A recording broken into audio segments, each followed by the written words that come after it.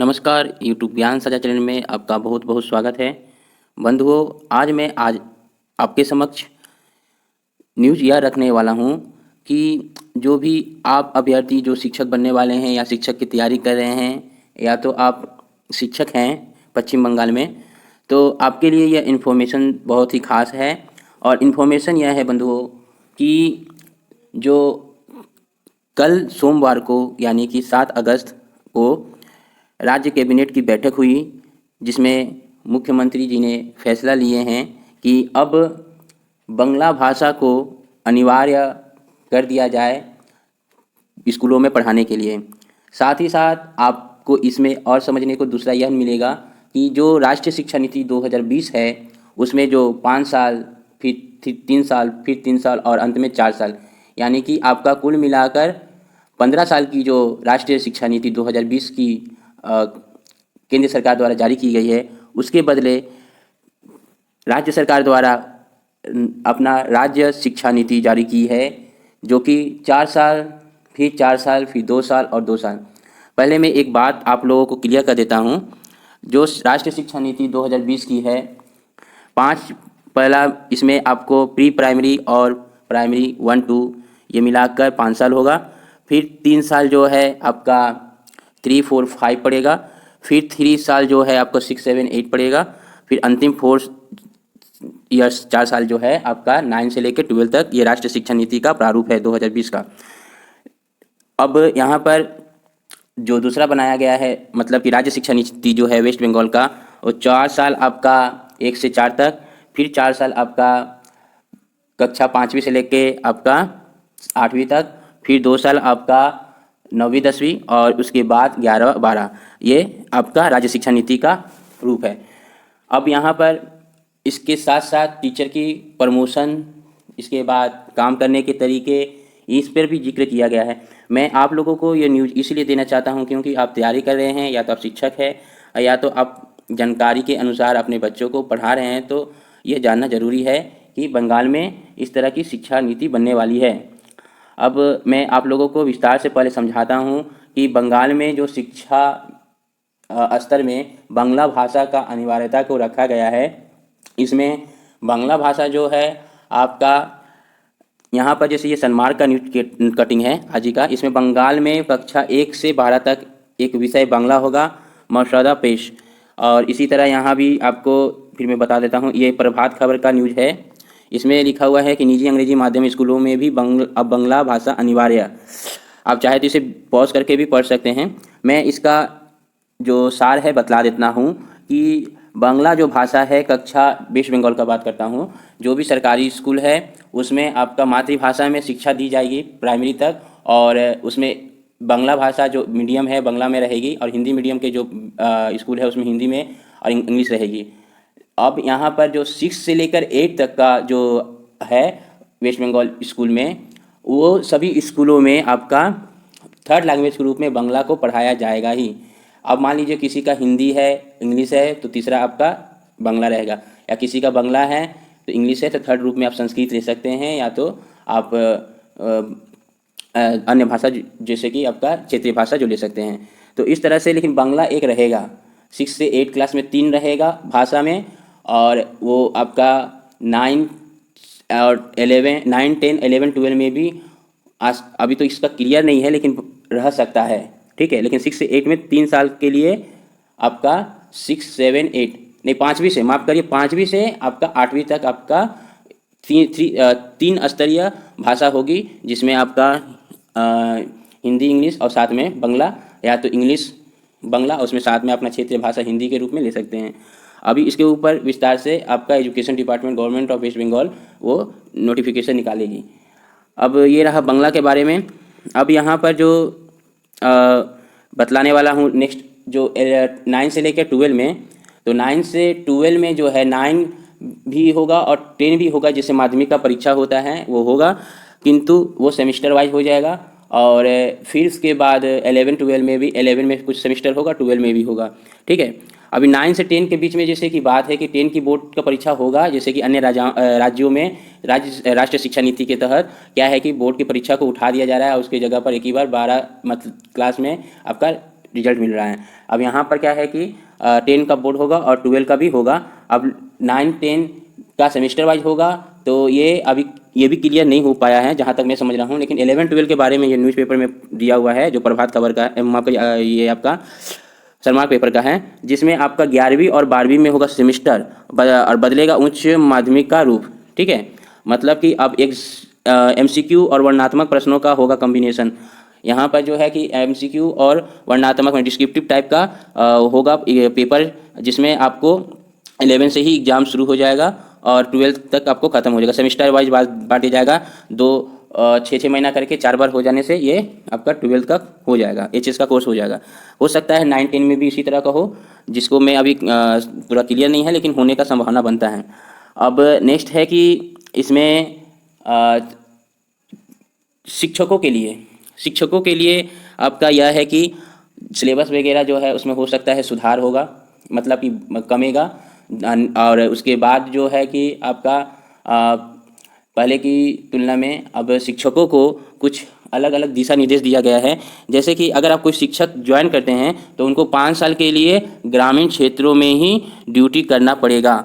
उसके बाद फिर वो अपना मतलब शहर में कहीं पर मनचाहा जगह पर जा सकते हैं। ये हेडिंग के अनुसार मैं आपको पढ़ के सुना रहा हूँ। शिक्षकों को अनिवार्य होगा ग्रामीण स्कूलों में 5 साल ड्यूटी करना। और इसके साथ साथ जो प्रमोशन की भी बात की गई है कि अब जो प्रमोशन है वो एकेडमिक परफॉर्मेंस इंडिकेटर के उपयोग करके प्रमोशन होगा। जैसे यहाँ पर लिखा हुआ है कि स्कूल शिक्षा विभाग को प्राथमिक, माध्यमिक और उच्च माध्यमिक शिक्षा बोर्डों द्वारा इस पर सलाह दी जानी चाहिए। सभी स्तरों पर स्कूल शिक्षकों के लिए एक पदोन्नति नीति की जानी चाहिए। पदोन्नति के लिए पारदर्शी और वस्तुनिष्ठ मैट्रिक विकसित करने के लिए एक समीक्षा समिति द्वारा सिफारिशों के साथ जांच गए अकादमिक प्रदर्शन संकेतन में API का उपयोग करके इस उद्देश्य के लिए किया जाना चाहिए। सीधी बात यह है कि शिक्षकों की प्रमोशन के लिए भी इसमें बात की गई है और 5 साल के लिए जो ड्यूटी होगी आपको ग्रामीण क्षेत्र में करना होगा, ये भी बतलाया गया है। अब नेक्स्ट है, इसमें थोड़ा मैं सार जो मेन चीज़ है बतला देना चाहता हूँ। ये जो बंगला का न्यूज़पेपर है, ठीक है, इसका मैं आपको हिंदी में बतला देता हूँ। एक तरफ है राष्ट्रीय शिक्षा नीति, दूसरा है राज्य शिक्षा नीति। अब राष्ट्रीय शिक्षा नीति में क्या है कि 9वां और 10वां श्रेणी के लिए जो स्टूडेंट्स है वो अपना विषय को चुन सकते हैं। ठीक है, अब यहाँ पर राज्य शिक्षा नीति में क्या है, माध्यमिक और उच्च माध्यमिक अलग परीक्षा होगा और माध्यमिक में कोई विषय का चुनाव नहीं होगा। जो होगा वो आपका बोर्ड के द्वारा निर्णय रहेगा, उसी को आपको करना होगा। ठीक है, साफ सुथरा है कि 9 और 10 में, 11 और 12 में क्या है कि राज्य शिक्षा नीति 2020 के अनुसार जो बच्चा आर्ट्स पढ़ रहा है मतलब कि साइंस ले सकते हैं, और जो साइंस पढ़ रहे हैं वो आर्ट्स के सब्जेक्ट ले सकते हैं। लेकिन जो राज्य शिक्षा नीति के तहत जो बच्चा अगर साइंस स्ट्रीम के तो साइंस ही पढ़ेंगे और आर्ट्स है तो आर्ट्स ही पढ़ेंगे। और बोर्ड का एग्जाम होगा 10 में और फिर उसके बाद 12 में अपना उच्च माध्यमिक का होगा। ये हो गया। नेक्स्ट है प्री प्राइमरी स्कूल में आंगनवाड़ी को मिला दिया जाएगा। जो प्री प्राइमरी के साथ आंगनवाड़ी को मिला दिया जाएगा। ये राज्य शिक्षा नीति का एक सोच है जो उसमें दिया हुआ है कि प्री प्राइमरी जो अभी मैंने आपको कहा कि पहला 3 साल जो शिशु कक्षा बोल सकते हैं या प्री प्राइमरी बोल सकते हैं, और उसको हम लोग अभी आंगनवाड़ी के रूप में जानते हैं, वो मिलाकर एक प्री प्राइमरी में मिलाकर उसको पढ़ाया जाएगा। और जबकि ग्रामीण माफ करिए, ये आपका राज्य में इस तरह का कोई मिलाने वालाने का बात नहीं। जो आंगनवाड़ी है आंगनवाड़ी रहेगा और जो आपका प्राइमरी के बच्चे जो पढ़ रहे हैं 1 से वैसे पढ़ेंगे, या तो प्री प्राइमरी शिशु कक्षा से जिससे शुरू होती है वो चलेगा। ठीक है, तो आंगनवाड़ी की जो शिक्षा है वो आपका मिलाकर प्री प्राइमरी जिसको कहते हैं वो मिलाकर प्राइमरी मिला देगा 2 क्लास तक। वो राज्य शिक्षा नीति का प्रकल्प है, जबकि राज्य शिक्षा नीति जो वेस्ट बंगाल का है उसमें कोई सा जरूरत नहीं है। आंगनवाड़ी का आंगनवाड़ी रहेगा और 1-2 जैसे चलता है वैसे ही रहेगा। अगला करते हैं बात, एक बार में 3 भाषाओं को चुन सकते हैं प्राथमिक स्तर पर। प्राइमरी में अब 3 भाषाएं चुन सकते हैं, जबकि वेस्ट बंगाल में जो शिक्षा नीति का प्रस्ताव कर रखा गया था उसमें किसी तरह का तीन भाषाओं का जोड़ नहीं दिया गया है। जो मातृभाषा है उस मातृभाषा में ही पढ़ेगा। जबकि अपर प्राइमरी मतलब कि 6 to 8 का बात है, लेकिन यहाँ 5 से भी बात कर सकते हैं। 5 से लेकर 8 तक को वो 3 भाषाओं को चुनने की बात कर रही हैं ये राज्य शिक्षा नीति में। ठीक है। और अगला है कि स्कूल स्तर में सेमिस्टर करके पढ़ाना लिखाना होगा। जबकि यहाँ पर बताया जा रहा है कि 8वीं क्लास से ही 8वीं क्लास के 3 वर्ष में मैंने उसको क्या किया जाएगा, सेमिस्टर वाइज करके पढ़ाया लिखाया जाएगा। और जैसे कि 11-12 में ना 11 में आपका कुछ विषय का परीक्षा हो जाएगा MCQ और कुछ डिस्क्रिप्टिव, फिर 12 में होगा। किंतु स्कूल स्तर में ही यहाँ पर राज्य शिक्षा नीति में बता दिया गया कि सेमिस्टर वाइज करके एग्जाम होगा। ठीक है, इसमें और थोड़ा क्लियर हो जाएगा, थोड़ा समय लगेगा। और नेक्स्ट है कि इस शिक्षक का जो अभाव है वो नियोग करके उसमें परिवर्तन किया जाएगा। और जबकि यहाँ पर बात किया जा रहा है कि शिक्षकों को नियोग करने के बाद 5 साल तक उन्हें ग्रामीण स्कूल में पढ़ाना पड़ेगा। ये हो गया स्कूल शिक्षा के बाद। अब हो गया उच्च शिक्षा का बात। जैसे उच्च शिक्षा में आपका graduation, under graduation, post graduation, ये सब की बात कर रहा हूँ। अब राष्ट्रीय शिक्षा नीति में क्या है कि जैसे कि जो बच्चे बैंक ऑफ क्रेडिट के माध्यम से वो क्या है कि अपना परफॉर्मेंस और रिकॉर्ड के द्वारा नाना प्रकार के प्रतिष्ठान में वो भाग ले सकते हैं, पढ़ सकते हैं कहीं भी।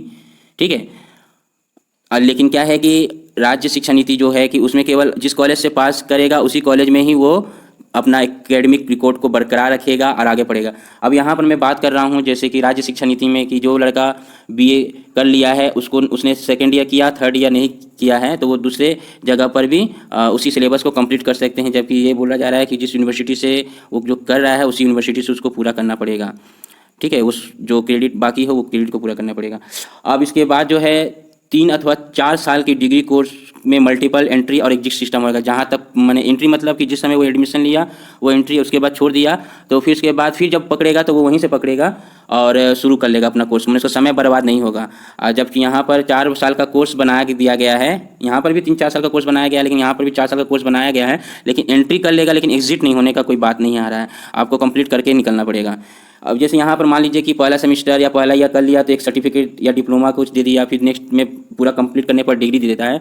यहाँ पर क्या कह रहे हैं कि पूरा का पूरा आपको डिग्री कंप्लीट करके ही जाना पड़ेगा, एग्जिट सिस्टम नहीं है।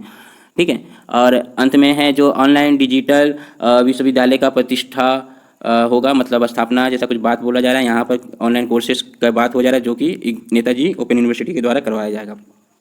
तो स्कूल शिक्षा नीति और उच्च शिक्षा नीति का जो राज्य शिक्षा नीति और राष्ट्रीय शिक्षा नीति दोनों में जो तफाक है वो मैंने आपको समझाया।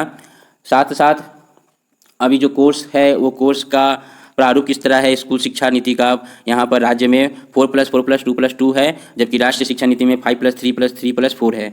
ठीक है, तो ये चीज़ याद रखिएगा। हो सकता है आपसे पूछे भी कि NEP 2020 और राज्य का शिक्षा नीति वेस्ट बंगाल का क्या है। अभी देखिए राज्य शिक्षा नीति का जो ये बात रखा गया, कल कैबिनेट में प्रस्ताव रखा गया है, ये तो मंजूरी दे दी गई है, लेकिन इसे राज्यपाल द्वारा इसे साइन करवाना पड़ेगा। उसके बाद फिर पेश किया जाएगा विधानसभा में। इस तरह से पूरा होगा। अभी काम अभी पूरा हुआ नहीं है। हो सकता है कि इसमें कुछ बदलाव भी हो जाए या ना भी हो, यही रहे, ऐसा भी देखने को मिल सकता है। फिलहाल मैं आपकी जानकारी के लिए ये बताया हूँ कि इस तरह के राज्य के द्वारा जो कदम लिया जा रहा है शिक्षा के ऊपर, मैं आपको अवगत कराया। अच्छा लगा हो मेरा यह प्रयास तो जरूर से जरूर वीडियो को लाइक, चैनल को सब्सक्राइब और शेयर करना ना भूलें। आप सभी को पूरे वीडियो देखने, सुनने, समझने के लिए बहुत बहुत धन्यवाद।